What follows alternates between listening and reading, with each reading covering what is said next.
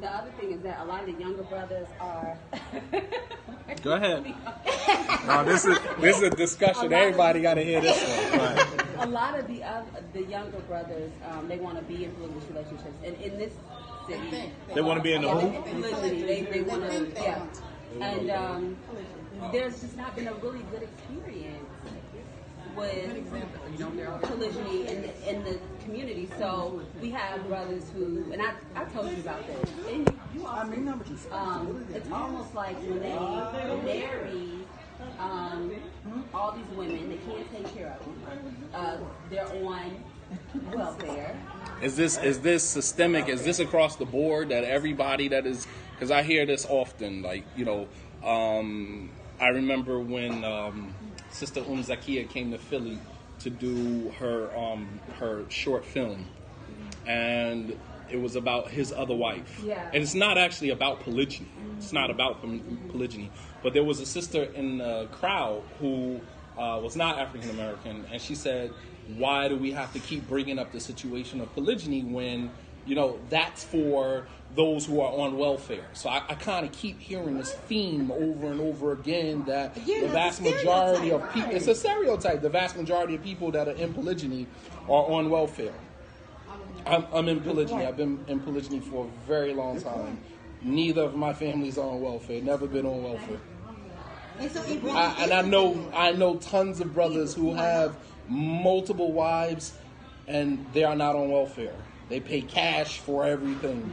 You understand? So I mean, this theme that I keep hearing resounding within the community, that it's a stereotype, and we have to stop stereotyping couples that are in polygyny. Yeah, perhaps polygyny is not being embraced the way that it should be because there hasn't been any education on polygyny. Everybody is in a rush to go into polygyny, but there's been no substantial amount of information that has been pumped into the Muslim community that is equivalent to the desire that men have of being in polygyny. The information is not there. Right. And we're There's no acting based education upon whatsoever. pure desire. I want another wife. I can afford another wife, And I don't but know I don't know how to secure her. I don't Right. know how to obtain it.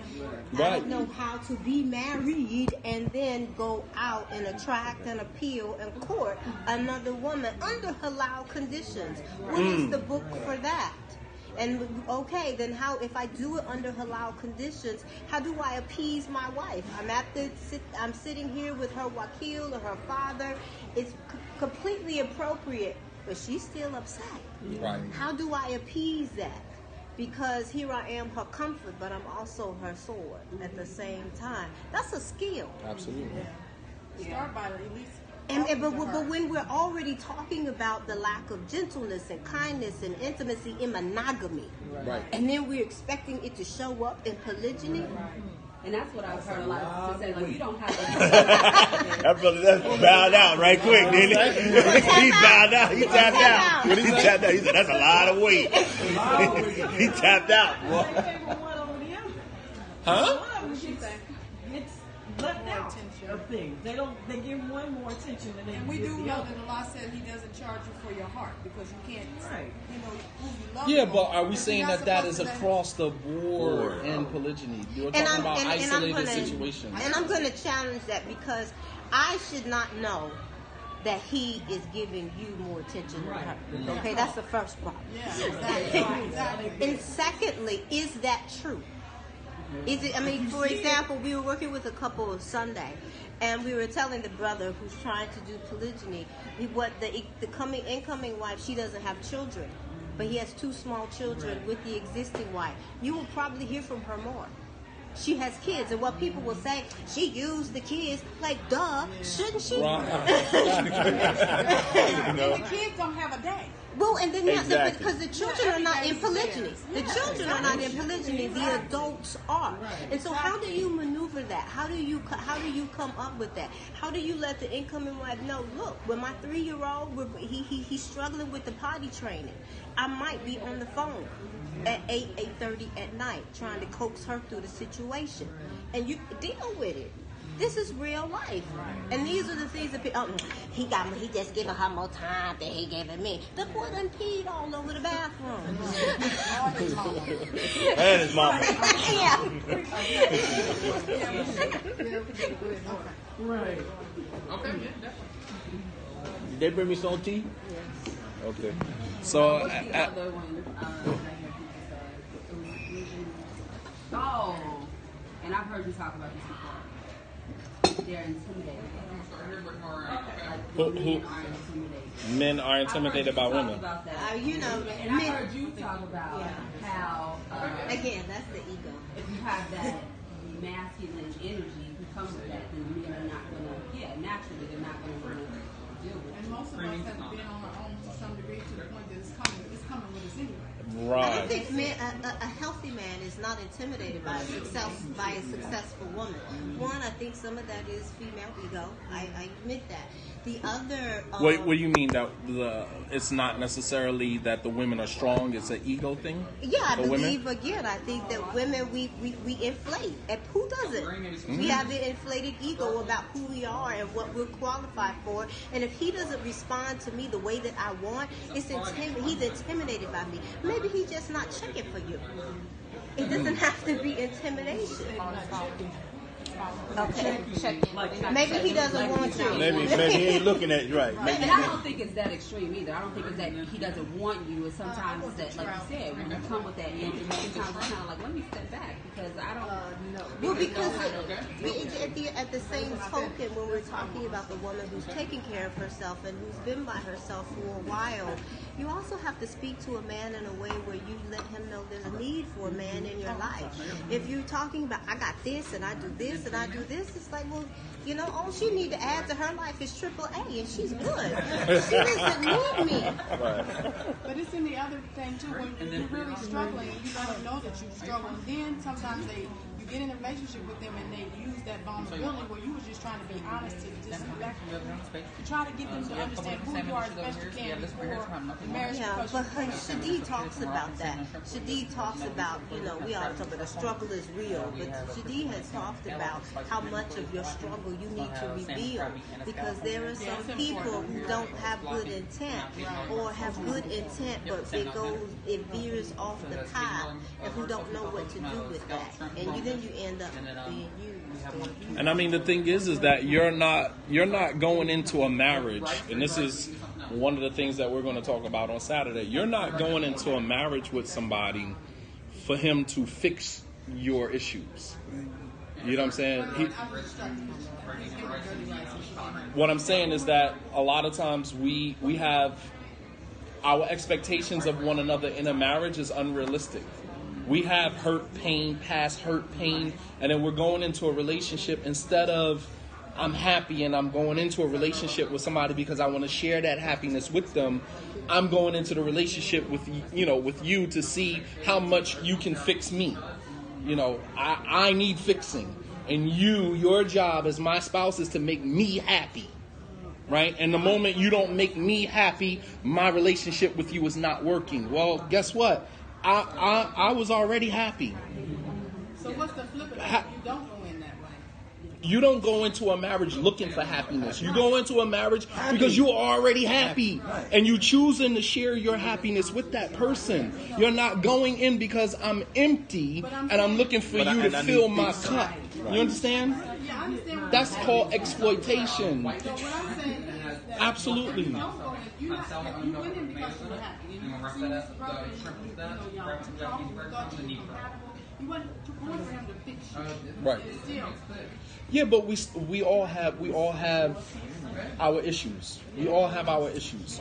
One of the slides that I will be talking about during the workshop is exploitation, and this is toxic love, and this is two sick people who go into a relationship, draining each other for what they need, leaving each other as an empty shell, and then they go into another relationship trying to get back what the person took from them, and it's just an ongoing cycle.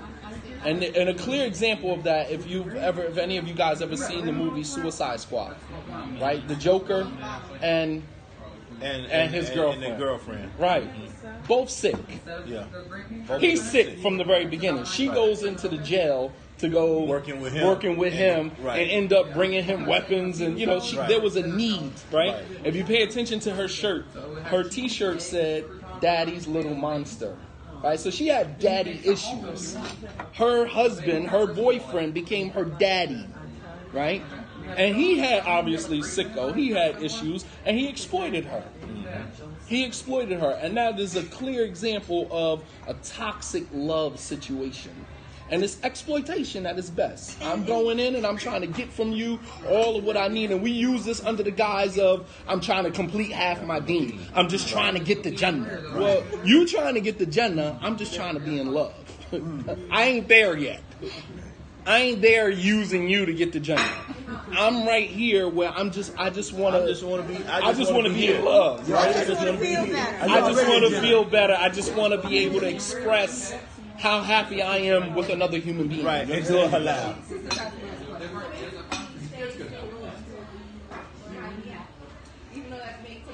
Stay single until you realize that other people don't make you happy. You may never find happiness. You understand? You may never find your own happiness. Some people don't find their happiness until they're 50, 60 years old. They retire and they realize how much they enjoy life. Well, and I'm going to change something. You don't go into a marriage until you realize that I do not need another person to make me happy. Right. Because I was going to say, I'm going to change that because I really do think there should be a paradigm shift using the word single. I think we should take that out of our vocabulary. Being unmarried. Okay. Because there's a whole thing, understanding and a lifestyle that comes with being single. That's been promoted. Single has been promoted as something that has taken root in our psyche. So I would suggest that we start looking at this thing as being unmarried. And as we're unmarried, that means that I am looking to get married at some time. So now I have the work to do to get married. I'm not doing any work when I'm single. I'm doing what the heck I want to do. And so, but if I'm unmarried, then I want to do what's necessary to get married. Yeah, I'm making more stuff thinking about the marriage. Yeah, it's the first time in my life I've ever had my own place by myself. Wow, alhamdulillah. And then the other thing I find is that me and my age, and then anybody over there, I can't have you on the couch and talk about trying to watch the documentary. It has they both have rights. The choice you have, one has Trump, the other one has crime. It's like the run the streets. See, up and down the street, up and down. No, Hassan, that's actually a good point of not language. Language affects our culture. Language and culture are, intertwined. It is, and yes, and so using the term "I'm single," that can kind of trickle over with you into your marriage once you get married. Exactly. Naila, you talked about that. Exactly. Acting, being married but acting like you're single.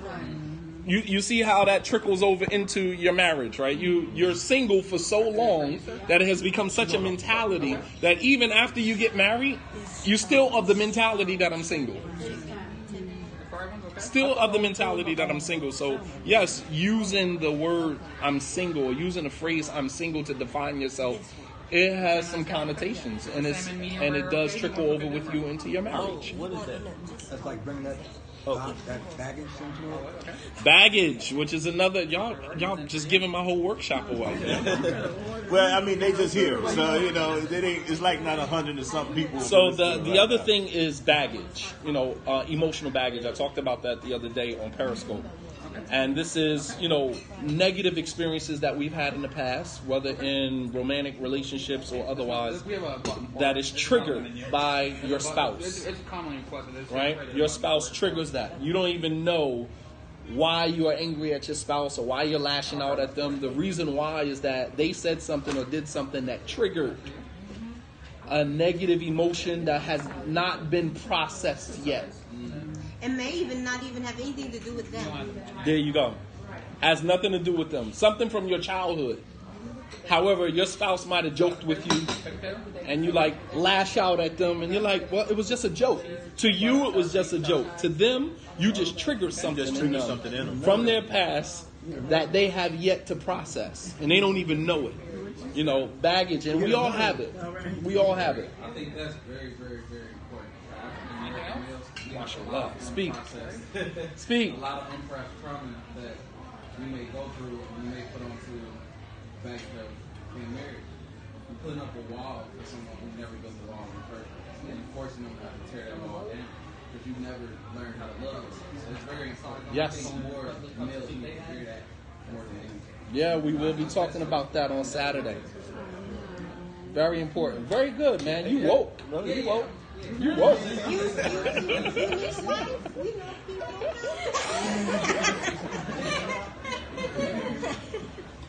2, 3, or 4. I'll take it from Let's get something started here, right? Well done. No. It comes with Mashed potatoes and asparagus. mashed potatoes and asparagus. You said 8 ounces? Yeah. Okay. Well watched done. this video Yes, sir. It's gonna be butterfly. Is that okay? some time Yes. ago. There was a sister. She wasn't Muslim, but she was talking about the history of monogamy, the history of marriage in general.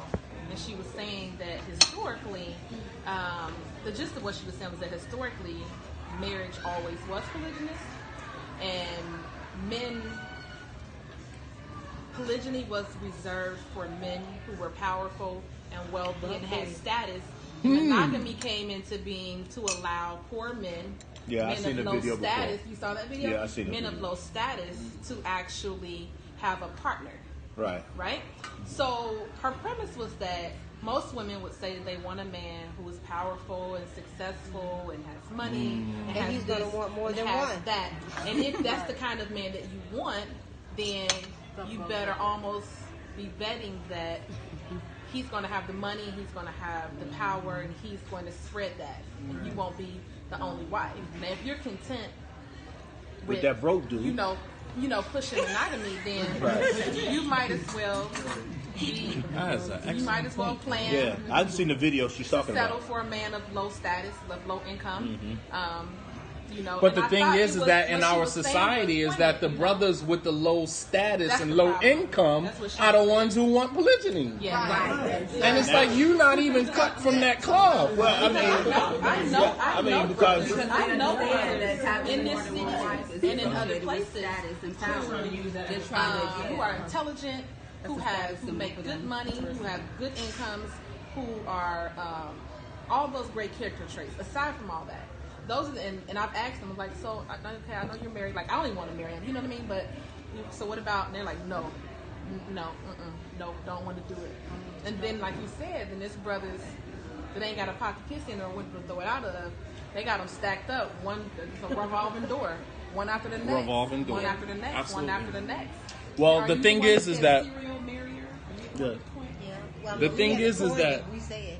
right. the brothers who do that, they are using Islam because if a brother is going to take a second wife and he's this alpha male that you're referring to, power, status, he doesn't go about it in the shiesty way that a lot of these brothers go about doing it.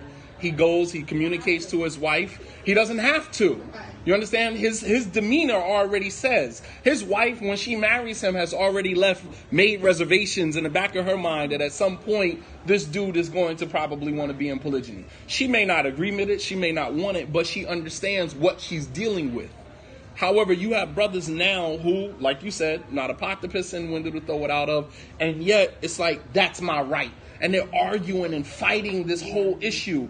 And, as me and Hassan was talking earlier, you have done no preparation. There was no prep period for, I'm a teacher, so I use those languages, prep period, right? There was no prep period for the man with his wife to prep her to what polygyny is. She don't even know what it is. She don't even know what her rights are in it. Nothing. She knows absolutely nothing. All she knows is that it's his right, and that's what he wants to do. You didn't even have the decency to explain to her, okay, once I do this, this is what you are entitled to. This is what will not change with our situation. Trying to bring comfort to her situation. To, let her reassure her that, things, although will change on this end, these things will not change.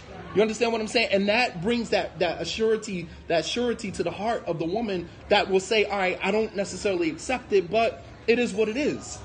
You know, I don't necessarily agree with it, but I accept it. But you have brothers who will fight tooth and nail. This is my right. How do you have to argue with your wife that this is my right to practice polygyny, right? When if you were really that guy, you would never have to even pull. It's just like using ayats and hadith in your marriage. You would never have to. You could get your wife to do exactly what you wanted her to do without quoting one ayat or one hadith. You would never have to exploit the Quran and the Sunnah to get your way in a marriage. You understand? If you're doing right by her and she respects you, she's going to do it because she loves you and she respects you, not because she's in fear of you. Or fear of loss. Or the shame. The Islamic community, wallah al-azim, our community is a community of shaming. We shame you into being obedient. You need to fear Allah. You need to make tawbah. It's like, all right, I walk away with my head down. I need to go make tawbah. Obviously, I know I need to make tawbah. I don't need you to remind me that I need to make tawbah. The Prophet ﷺ used to say, astaghfirullah wa atubu ilayh, more than 70 times a day, without him committing a sin. So I need to make tawbah whether I've sinned or I have not sinned. Sin does not justify me making tawbah. I make tawbah regardless. But we have a community of shame. We shame you into everything. Shame you into accepting polygyny. You don't accept polygyny, you got a problem with Allah and His Messenger. Right? How many times you heard that? We shame you into accepting polygyny. You got a problem with Allah and His Messenger. We shame you into being obedient to Allah. You walk away feeling like just completely exhausted emotionally because this person has shamed you to the point where you feel like you're not even a Muslim. You know, when you talk about rights, you know, I liken it to the privilege of driving. Driving is a privilege. Everyone doesn't get a license. And you can exercise that right until you get a DWI, until you have vehicular homicide. There are things that you can do to cross the bounds to lose that right. And so while it may be a general right, do you meet the conditions that are attached to that right? Do not assume that because I am male, I am man, I am Muslim, hear me roar, I have this right. There are some things that are attached to it. Go out there and get enough DUIs and see, you will lose your license. You know, but you wait a minute. Well, I was getting ready to say that, and we think, well, they don't lose their license to marry. They should, but that's because some sister out here keeps giving them another one. You need to operate like the DMV. Quit giving him the license to marry. And if you will put some conditions on it and say, no, you don't meet But it's the not, criteria. believe it or not, it's not even the sisters. Sometimes it's the imams who endorse these brothers. That's true. You have a brother that, because it's the nepotism, right? So the brother, he's been divorced. He goes back to the same imam. Hey, you got any other sisters you looking to get married? The imam never says, well, damn, what happened to your last situation? I just married you 6 months ago. He never says that. He said, yeah, oh, you know, I got another young sister who just came in, just took shahada. Oh, I can arrange a sit down for you. It's not the sisters who, you know, you can catch any vulnerable woman at the right place, right time, and, you know, she'll probably do just about anything. It's the lack of leadership. The lack of leadership. Huh? Why do the imams do that? Why do the imams do that? It's a good old boy system that allows and that's really shaming for men too, to be honest with you, because I'm gonna look at you and say, oh, Imam Shadid, you ain't gonna do this? Then I go start talking to all the other brothers about, yeah, man, Imam Shadid be trying to deny me marriage. He's trying to deny me my rights. Deny me my rights, man. He be on something strange, man. He be tripping. And so then, you know, and then you have some of these brothers who either one is money because they get paid by the masjid, two is status because everybody look up to them in the masjid, or whatever the case may be, that they don't want to lose that ranking. Position. You know, they don't want to lose that ranking. So now, and it's brothers that's going to give them that ranking. If that makes any sense. That's going to be brothers that give them that ranking. So, yeah, they're going to come in and you know this guy has married 4 or 5 women, ain't done right by him. Got kids that he's never even seen before, that he doesn't take care of, but then you're going to let him get married to somebody else. And then they have wakils. Now, here's the other thing. They have Wakils that does the same thing because they don't truly look out for the interests of the sister or protect the honor of the brother, because he has a twofold job that he has to do. He has to look out for the interests of the sister and protect the honor of the brother. Part of that honor, look, brother, you're not really right, so I don't want to put you in a position where you have to show up before Allah crazy. You know, or this sister might have some issues, brother. You might be a good dude, but this sister might have some issues. She may not be for you because she's available. Don't mean she's available. Right. You know, and we don't have people who are looking at that this way.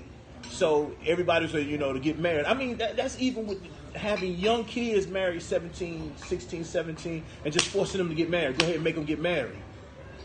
You know, well, you know, that's going to help them keep from burning up. Okay, so you don't teach them how to control or how to work with yes, themselves. we do. It's called adultery. Right, you know, and you don't. But then next thing you know, now you have them going through. You have them starting out at 17, getting ready to go through the revolving door of multiple marriages, or saying, I just ain't gonna be married at all. I see, you know, Joe and them over there doing it this way, and they look like they having fun. They look like they okay. I'm gonna do it the way they do it. I'm gonna do what the single people do. Excuse me. And so the issue is education. Pure. But the education starts at the leadership. Right. Why does it have to? But it's about the family unit, right? Each family unit. But that's leadership in the family too. There's leadership in the family too. Leadership just don't start with the imam. In either situation, there's still a man or leadership in the family. It's still leadership. So even if it's the man in the leadership of the family, he still has to hold the accountability to the leadership at the masjid. You know, so him and other brothers hold we need the right proper education up in here. We need to be teaching our kids how to do this. We need to be teaching our women how to do this. We need to be teaching our brothers how to do this.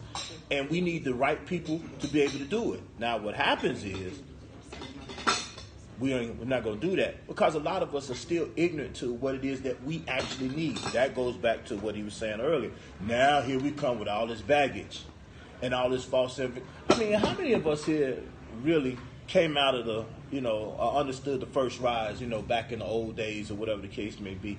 Think about all that foolishness that we learned then that we brought over into what we are right now. Okay, that's 40, 50 years worth of stuff that we still trying to work out of right now. And so next, the new generation that come up, all these new converts come up. Okay, they learn some language, they learn some stuff, they tell you wrong, they shame you about what it is you do. They may be telling you something right, but then their delivery is so bad that you just reject it. So now, it's almost like they help you be bad. That makes any sense? Mm-hmm. They help you be bad.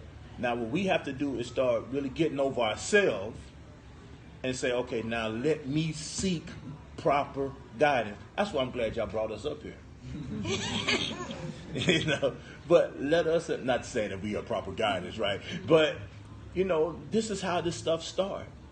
Having people who are learned, people who are professionals come in and let's start working this problem out. We have to fix ourselves. And we have to fix ourselves with proper knowledge. Not just, because he sound good, his speech is good, he know how to put them words together, make it sound fly. And, we just going to fall, hey, he's a good man. Because he can come off the top of his head with something slick. But what do you think, brother, about our younger generation marrying each other? Marrying each other. I don't think we did that in our. What you mean marrying each other? Marrying. I got a daughter, you got a daughter, a son. Thank you. Let's marry. let's marry and keep that a little stronger.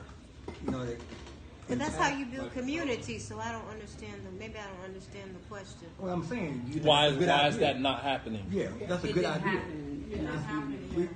Marry our young. So why is that not happening in the Islamic community? You have big communities like Philadelphia, like New York, New Jersey, Atlanta. You have all of these big, huge, pockets of African American Muslim communities, but you don't find that the families are close enough to each other to begin that process of marrying, my daughter and your son and my daughter.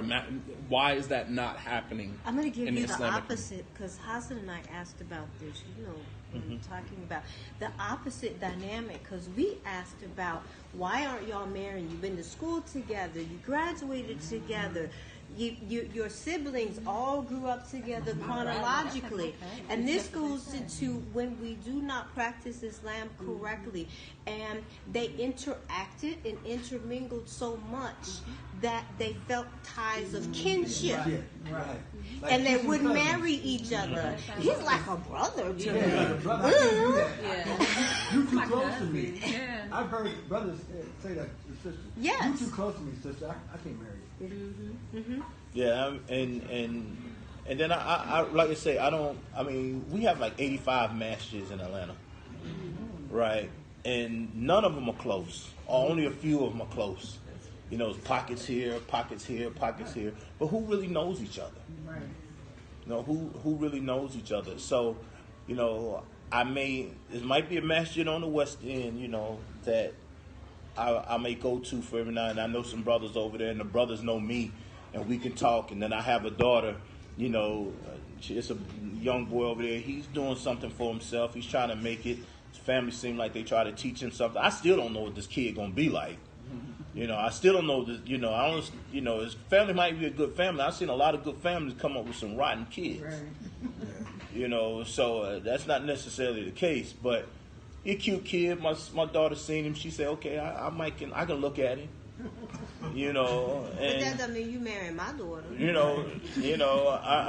And we still got to get that type of connection. We don't do that.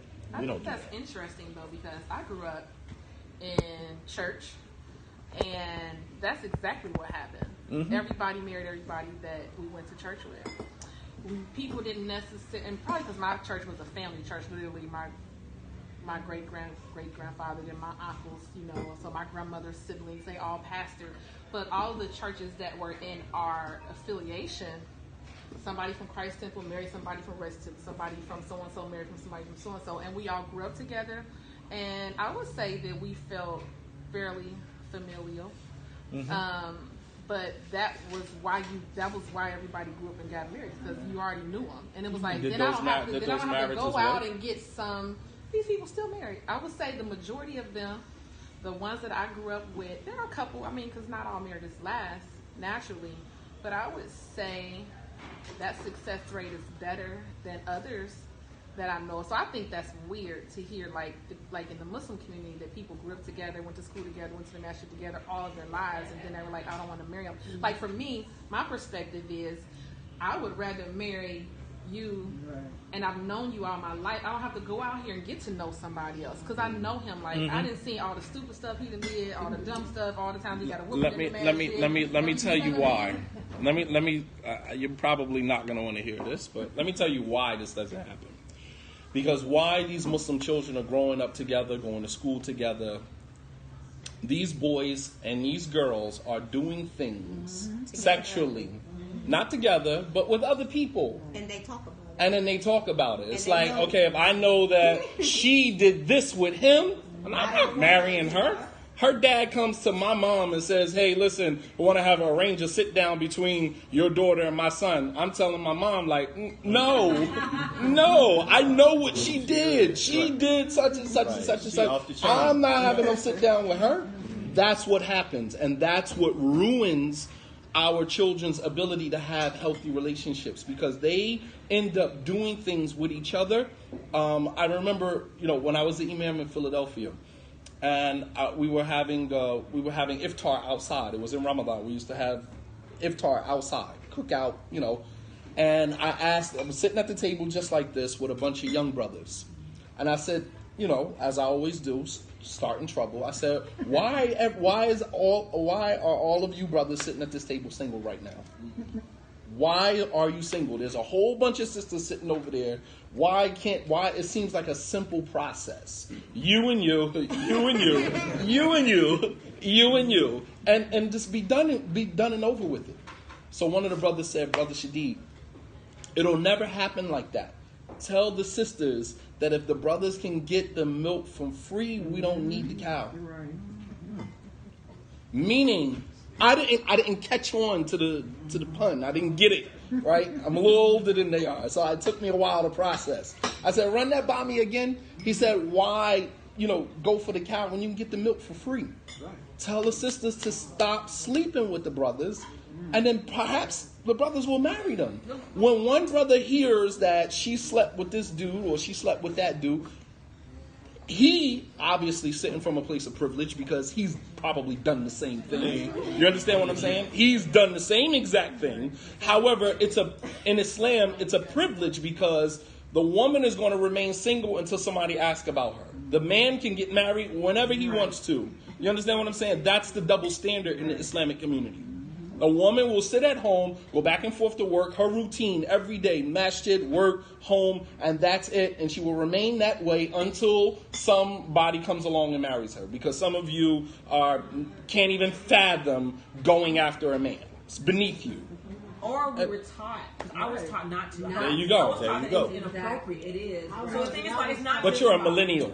You don't have to follow those rules. I mean, you don't have to follow those rules. What I have is like, so if brother's gonna say she need to stop giving away the milk, why are you milking the cow? Right. You know it's wrong. But that's the double standard. That's the double standard. Because they can. Because that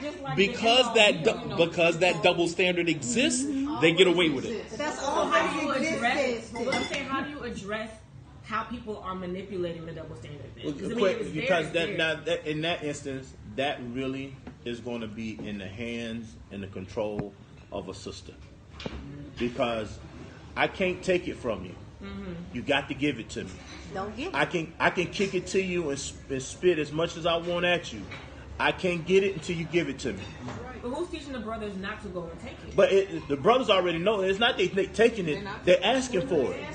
No, but like, wait, you ask it and then, or is they're going to ask. They're going to ask for it. They're going to ask for it. They're going to ask for it. They're going to ask for it. They know that's not going to happen. That's not going to put a stain on their right, because it's been raised not to do that. But they have been raised not to do that. But there are some societies anywhere. Okay, if I don't want to sound too bad, but as long as the wind will blow and it'll stiffen, it's gonna happen. All right. I try to be as nice as I possibly can in saying that. As long as the wind will blow and it'll stiffen, he gonna ask.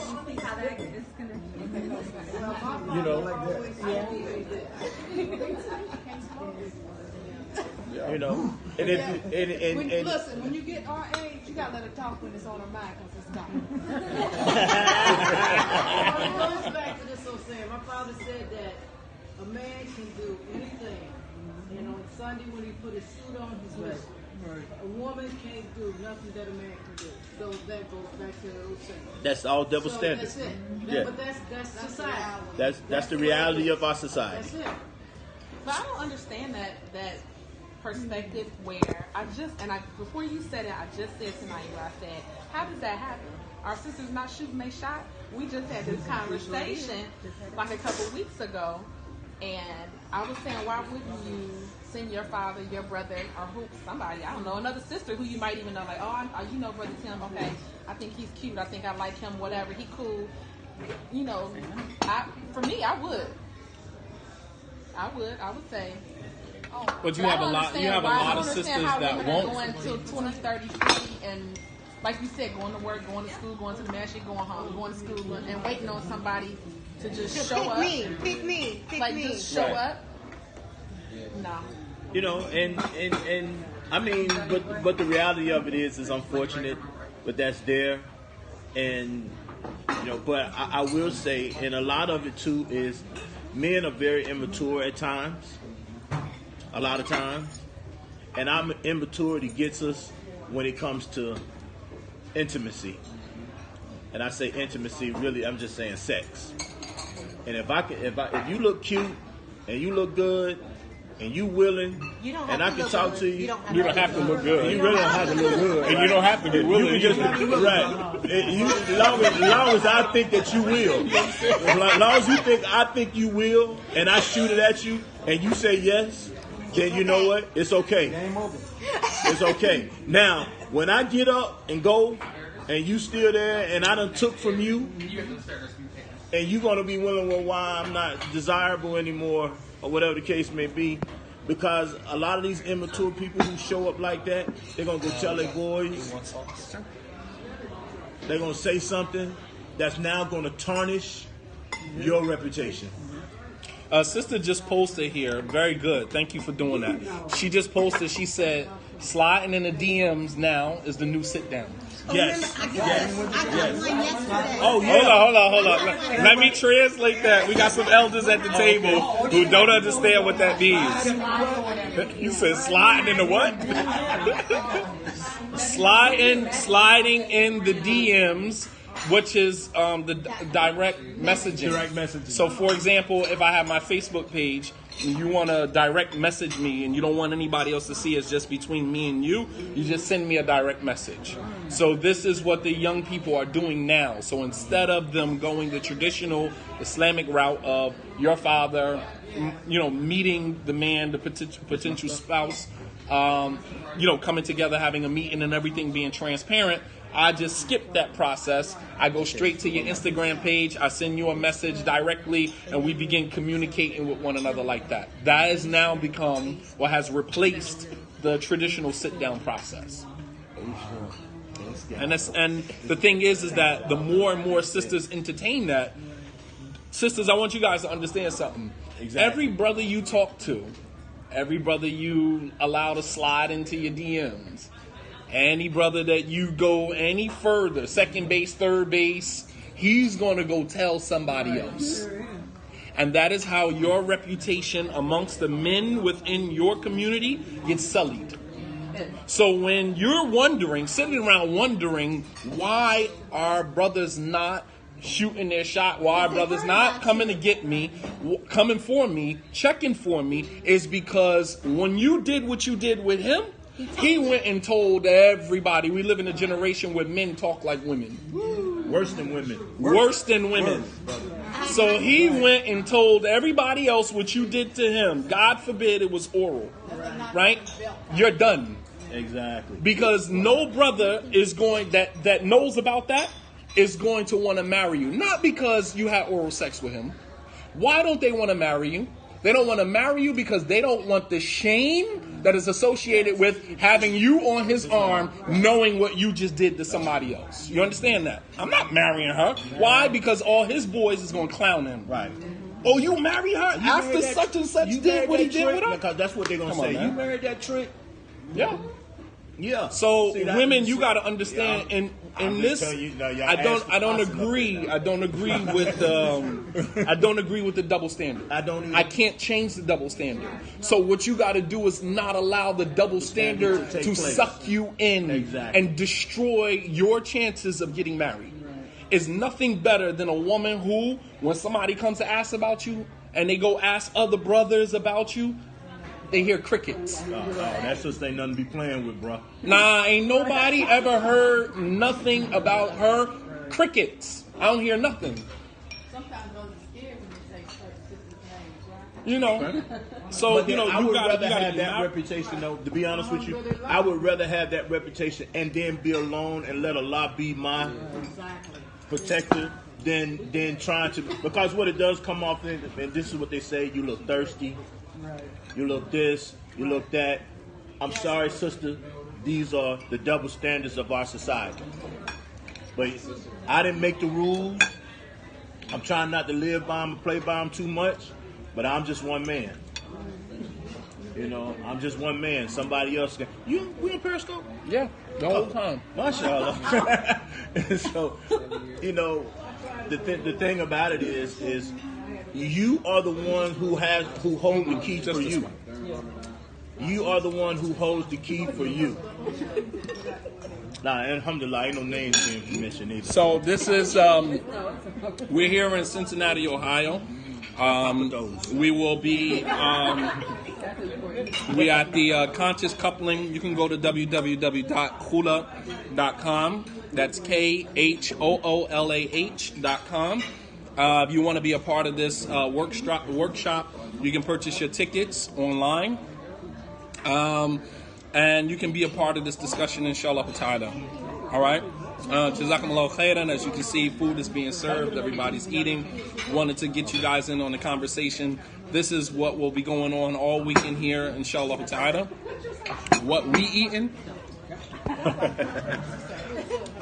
What we eating? So, Jazakumullah khairan. Assalamu alaikum wa rahmatullahi wa barakatuh. Going off now.